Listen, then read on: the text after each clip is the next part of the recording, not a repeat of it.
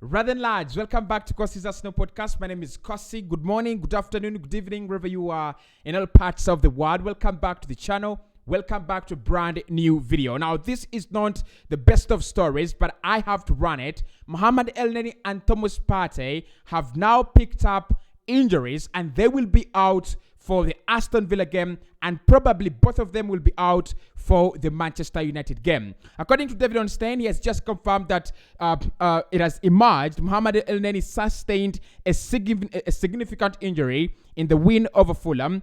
Elneny completed the full match, and it was not until later the problem became apparent. Initial indications suggest that he is expected to be sidelined for a substantial period of time. That is according to David Ornstein and The Athletic. There is more to this story because according to David Ornstein and The Athletic, still in the same story, they have written and said now Arsenal will focus on a new midfielder rather than on a new winger. We're going to be diving into this, guys, because this is something I've been talking about all the time, and maybe this is the time to sign your Tielemans. I mean, at times you could have a negative story, but you have a positive side to it. And for me, the positive side to Mohamed Elneny picking up an injury, the positive side Thomas Partey being sidelined together with Mohamed Elneny at the same time is you now sign your Tielemans. It is time to sign your Tielemans now or never. So hit the like button for me. Let's get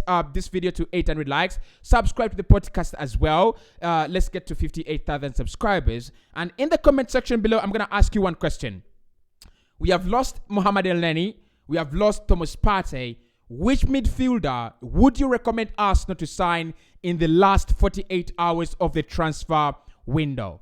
Simple question. We have lost Mohamed Elneny to injury. We have lost Thomas Partey to injury. Which midfielder would you sign for Arsenal in the last 48 hours? Or which midfielder would you suggest Arsenal should sign in the last 48 hours to cover for those two? Now, let me try to run the full story for you. First and foremost, let's start off with Thomas Partey.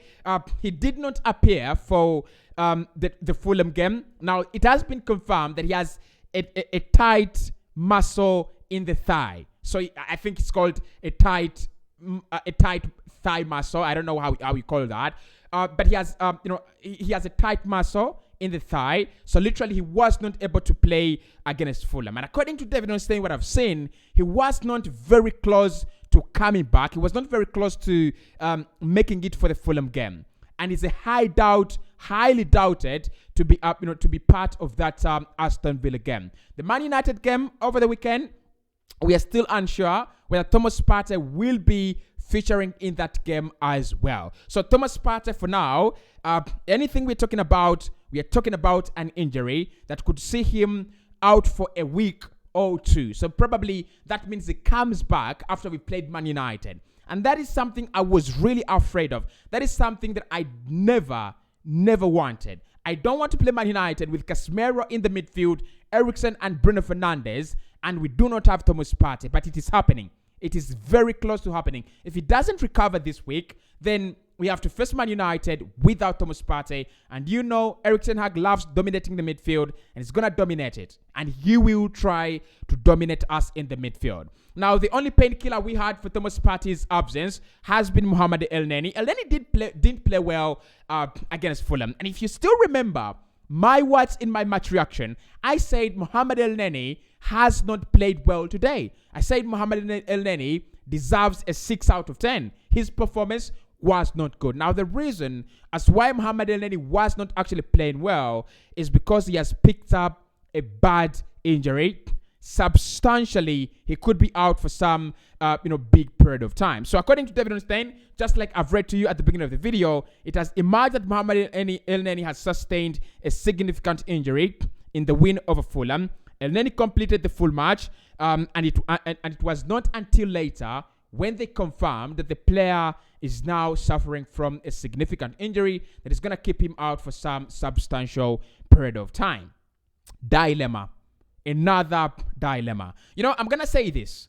I'm happy that Arsenal kept Mohamed Elneny. I'm very, very happy. Because if we had not kept Mohamed Elneny, and the player we would have signed, probably Kaiser or probably Bissouma, picks up an injury right now, while Partey is also an injury, what do you do? I mean, where do you go from there? And the fact that we kept Mohamed Elneny, and he was the natural backup to Thomas Partey, and now he's picked up an injury. Definitely, there is someone who's gonna come in. So according to David Onstein, this is what he's written in the next column. He said Arsenal are not likely to go for a short-term fix in the midfield, and if they go to make any additions before Thursday's deadline, they intend it to be someone who fits with the wider recruitment plan and squad building strategy. David Onstein. I'll repeat that. Arsenal will not go for a short-term fix in midfield, and if they are going to make any additions before Thursday's deadline, they intend for it to be someone who fits with the wider recruitment plan and squad building strategy. So literally what that statement there means, lads, is it is not going to be someone who is 30, for example, Gueye, to come in just for a short period of time to wait for Thomas Partey and Mohamed Elneny. Arsenal are planning on signing a midfielder who will definitely compete directly with Mohamed Elneny and Thomas Partey. I'm going to say this, guys. I'm fed up with Thomas Partey. I'm just fed up. He cannot string games together. Ever since we signed him, he cannot string a couple of games together. We cannot rely on such a player, such an inconsistent lad in the midfield, at the best of the midfield. You look at the likes of Fabinho, you look at the likes of Rodri. When do they pick up injuries? Look at the likes of Sergio Busquets. The guy plays almost every minute for Spain and every minute for FC Barcelona. But when does he pick up an injury? That is an area of the midfield. That is an area on the pitch where you want your player to be 100% consistent. You want him to be there, through and through. So for me, I'm really frustrated with this Thomas Partey injury issue. And I'm really glad that Arsenal are thinking about signing someone, not just for the sake of waiting for Thomas Partey to come back, but we're thinking of signing a player that will replace Thomas Partey. I know this doesn't sit very well with many of you, given the small number of African players in this Arsenal team, but there is nothing to do. There is definitely nothing to do. We cannot have a pivot that is we cannot have Partey in our pivot and is that inconsistent. We definitely cannot do that. So that is according to David Onstein. This is according to Charles Watts. He has said Arsenal are waiting on scan results on a hamstring injury Elneny suffered during the Saturday's game. Unclear at this stage how long he will be out. Zinchenko could be in contention for Villa. He was very close to making it against Fulham. Initial prognosis for Partey is quite positive. So, according to Charles Watts, there is some hope for Thomas Partey. The prognosis that has been done on him is quite positive. Alexander Zinchenko could have made it for the Fulham game. So we are very positive that he might make it for Aston Villa. But Mohamed Elneny, it doesn't look good. It is definitely, guys, not looking very, very good. So this is where I'm suggesting a couple of names. First and foremost, I'll say this. I'm very happy that Arsenal have decided to go for a midfielder. Look, the winger situation is scary. The winger situation is a concern, but it is not as a big concern as the midfield. Losing two of your key midfield players in that pivot means you have to act quickly and you have to act now. 48 hours, you have to act now. Where do we go? Tielemans, that's the guy. Guys, that is the guy. Pull Xhaka from that wherever kind of advanced role that we've put him in and bring him back to that, that pivot, because there is nothing to do. What are we going to do? Which club are we going to raid in the last 48 hours and don't give them any kind of time to prepare themselves, to find a replacement? Which player? Even if it's Caicedo at Brighton. Brighton will need some time to find a replacement. 48 hours, not enough. Even if it's Edson Alvarez at Ajax, I don't think Ajax will even be tolerant of that. Sangare at PSV, I'm not sure you can get that deal done. He's just signed a new contract until 2027. Wilfred Ndidi at Leicester, he's African. Of course, he lives in AFCON. So that means Elneny, Ndidi, and Partey all live in AFCON. Maybe that is not the concern right now. The concern right now is can we attain the signature of Wilfred Ndidi? So, I don't know. Honestly, I don't know. Ndidi cannot keep fit as well. If he can't keep fit, he's one hell of a defensive midfielder. But my problem, he cannot keep fit. So where are we going to turn to? Where are we running to?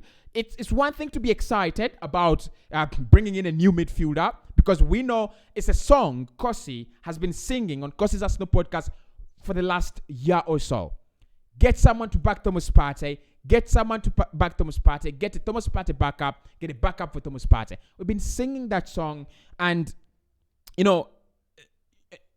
there's time when you pitch the guitar, and then the strings break. I think the strings are broken now.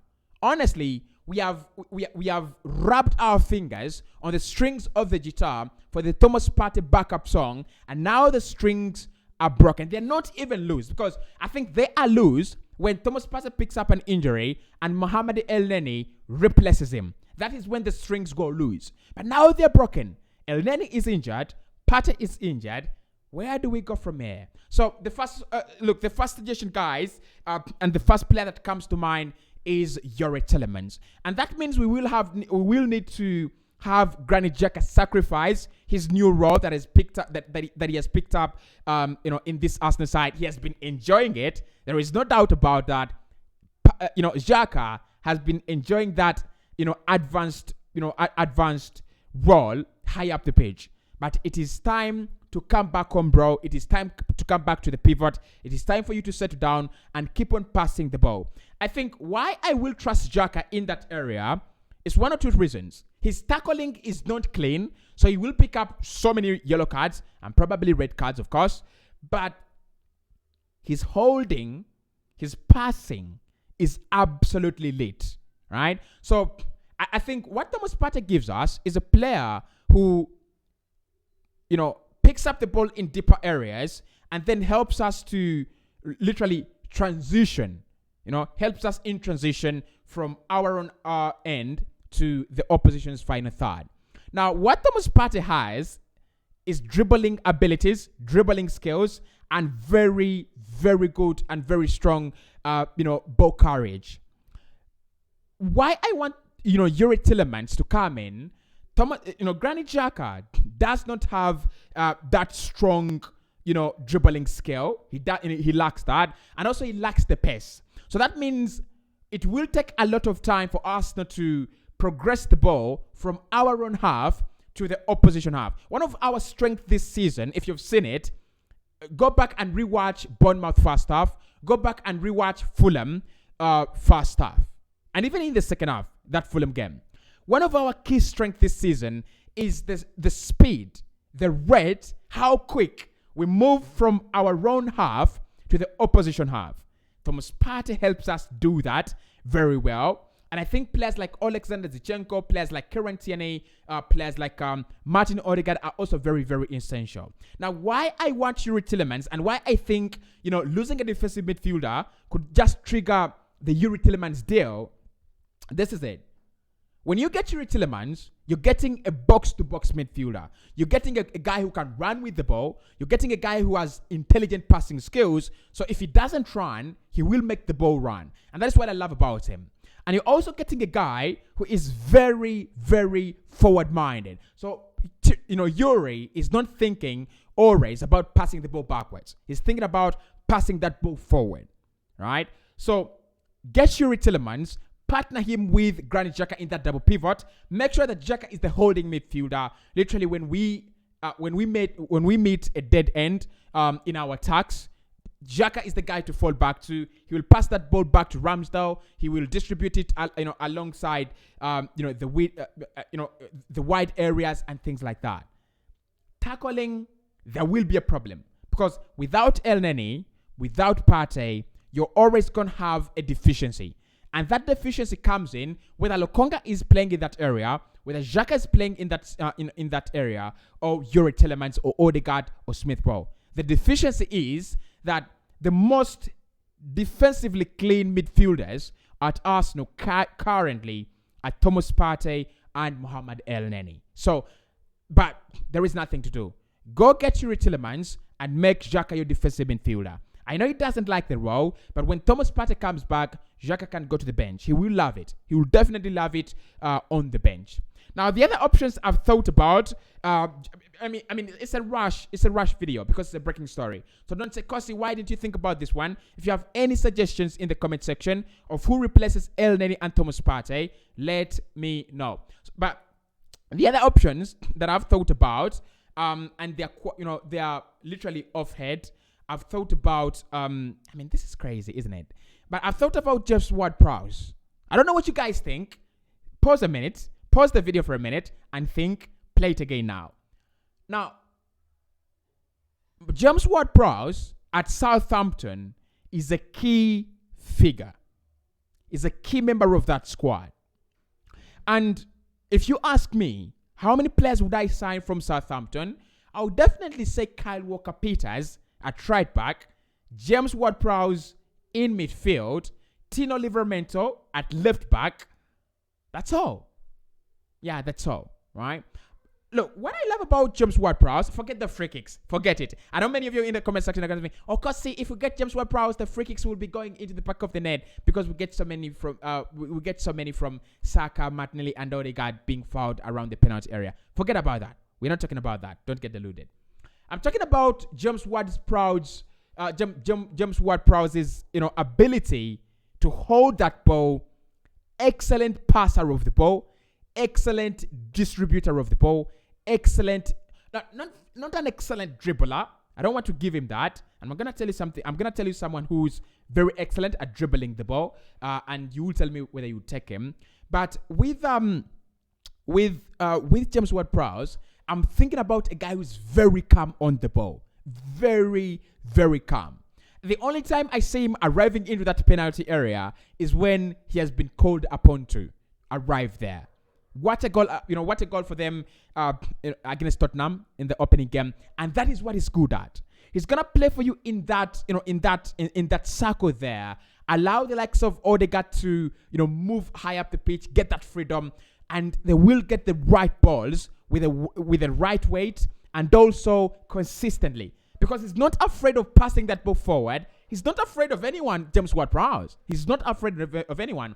Look, he's captain at Southampton and probably is thinking, I want to be a long-term serving captain at Southampton. I want to be this guy who's played, I want to become a Mark Noble, probably that kind of guy at Southampton, just like Mark Noble became at West Ham. But if there is time for James Ward-Prowse to make a switch in his career, it is now. Now is the time for James Ward-Prowse to go, I want a change. I want a club that can play in Europe. I want a club that will kind of seem heavy on my CV. And definitely we need James Ward-Prowse, honestly. So I think in that role, look, don't think about Thomas Partey's, physique and say James Ward-Prowse cannot play there. Think about players like Joshua Kimmich. Think about players like Sergio Busquets. The way that number 6 role, the way that defensive midfield role has been revolutionized. Of course, it is the Premier League. Very physical, very a lot of intensity in the games, and very, very very high pressure there. But I think James Ward-Prowse is Premier League proven. He's done that alongside Ori Romeo for Southampton. And I'm just thinking, when we signed Mikel Arteta, he was playing a little bit high up the pitch, like a number 10 for Everton. And then we came in, he just dropped a little bit deeper, became that kind of number 8, but not the kind of number 8 that is always running, but that kind of number 8 that is always distributing the ball, kind of pillow, right? I think you might have your own pillow. We might have our own pillow in James Ward-Prowse. Think about it. Think about it. Now, after thinking about that, pause, play again. Rossi Barkley. It's a crazy one. But if, like I said, it is not a lot of time for us to operate in. It is not a lot of time for us to work with. I'm very sure that Arsenal are planning to sign Neto and Tielemans. That I'm very, very sure. But everything is now changing. The plan is it's like going into the wilderness, and you're very, very sure where the treasure is, but then the map catches fire or the map drowns in the river. What do? You just have to go into the wilderness without any plan, and you hope for the best of luck. And if you're in there and you're looking for gold pieces, and then you land onto bronze pieces, you don't leave them behind. So I think Rossi Barkley is that bronze piece. Not quite the player I want. He's terminated his contract with Chelsea, and that is why I brought him onto the table for discussion. And I think it's a good box-to-box midfielder. Probably not one that Arsenal fans would love to see start for their sides day in, day out. But he has some quality, doesn't he? I mean, he has some quality in him. So, Rossi Barkley is another player. I will not defend him a lot because I think there is a slight reduction in quality when you bring him in. So, I will not talk much about him. But if Arsenal can get him, fine then. But then the guy I thought about, guys, sincerely, is Ruben Neves at Wolverhampton Wanderers. Now, we might go with everything. We might talk about anything about Ruben Neves, but the only thing we cannot do is doubt him. We cannot doubt his experience. We cannot doubt his ability to play in the Premier League. We cannot doubt his ability to dominate midfield, Premier League midfields, and we can also not doubt his ability and gifts. He is a complete Premier League midfielder. If I were to sign anyone, if I were to go for anyone in this transfer window, just one player is Ruben Neves. You know why? Because Ruben Neves kicks Xhaka out of that team, and he kicks Thomas Partey out of that team. Honestly, when we played Wolves on both occasions last campaign, there was one player that I looked at and I was like, get that guy. It's the same with Brighton. When we played them, I looked at Bissouma and I was like, get that guy.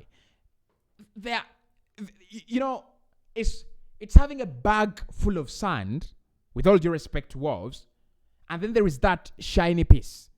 It always stands out, right? When you spread the sand, on the floor, that shining piece is always standing out, and that is Ruben Neves, and that is Yves Bissouma. The mistake we've done with Yves Bissouma is to feel, well, we don't need him. Thomas Partey is back to full fitness. Mohamed Elneny is also sitting on the bench. We are all right.